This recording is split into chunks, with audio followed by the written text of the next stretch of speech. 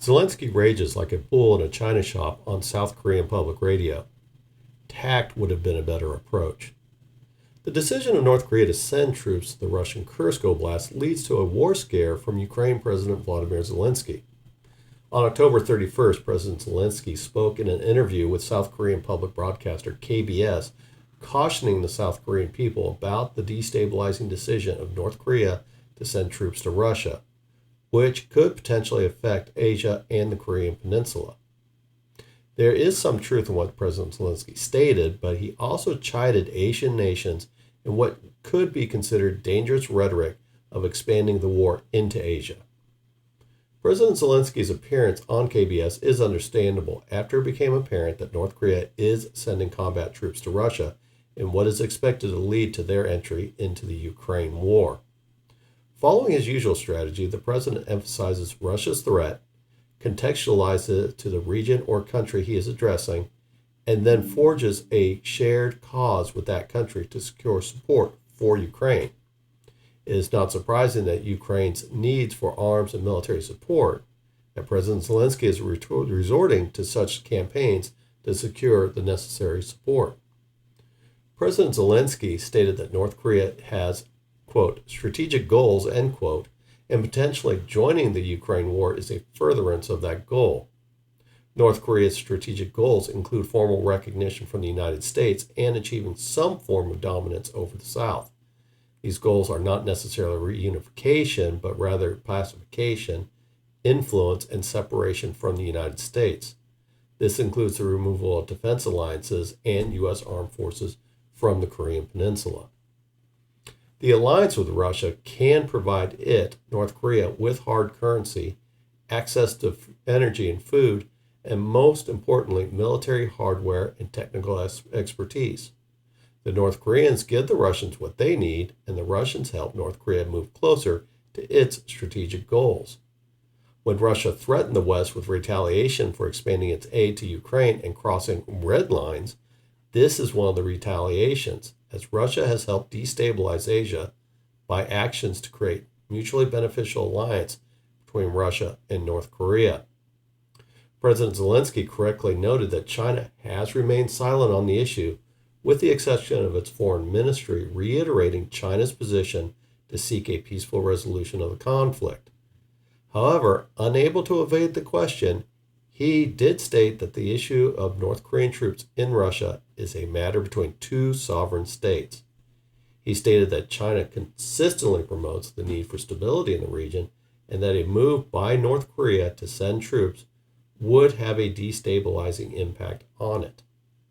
This is accurate, as Russia's assistance to North Korea in achieving its strategic objectives could lead to tensions on the Korean Peninsula. President Zelensky should also be aware that China will exercise caution and refrain from publicly criticizing the decision between Russia and North Korea unless it directly benefits China, which it does not in this case. Ukraine should not necessarily interpret China's silence as approval or even acceptance, as this development creates more security situations inside its sphere of influence. Therefore, President Zelensky is correct in the strategic goals aspect of his argument, as it aids in identifying a common enemy and now endeavors to establish a shared cause. The president seems to lack a comprehensive understanding of South Korea's global position, given its proximity to Russia, China, and North Korea.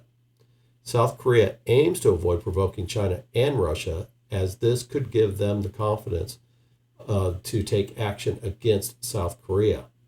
An example is that South Korea signed a partnership agreement with NATO but kept the specifics classified, unlike Japan, which signed a similar agreement so as not to antagonize the two military powers, being South Korea. President Zelensky asserted that South Korea's reluctance to provide aid to Ukraine, despite their intention to send advisors, was insufficient, and they needed to take more action regarding weapons.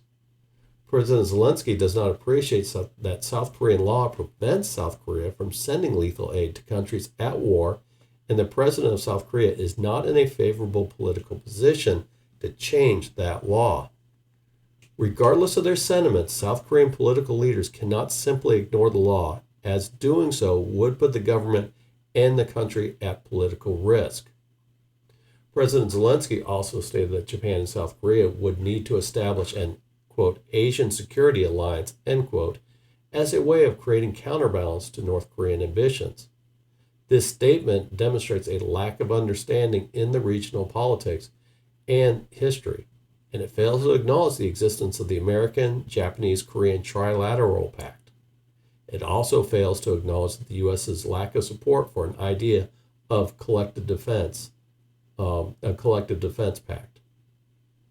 Furthermore, asking Japan and South Korea to move forward with a defense pact without the involvement of the United States is not a sensible approach. This is not due to the U.S. having separate defense treaties with each country, this is due to the U.S. having separate defense treaties with each country and its armed forces stationed in both countries. What happens if this new Asian security alliance adopts policies contrary to the U.S. position in the region? President Zelensky is correct in his efforts to garner support and broaden his base of allies, but his opinion-driven interview may have undermined his argument. President Zelensky's criticism of South Korea for not doing more without understanding their laws and asking it to form a separate alliance in Asia and ignoring the political realities of the region came off as best ignorant and at worst arrogant. While Ukraine is engaged in a direct conflict with Russia and can freely criticize them and their stance, South Korea, which is not at war, must balance its actions to avoid provoking China and Russia. South Korea will do what it can to support Ukraine and to thwart the North Korean threat, but a public lecture from President Zelensky was unhelpful.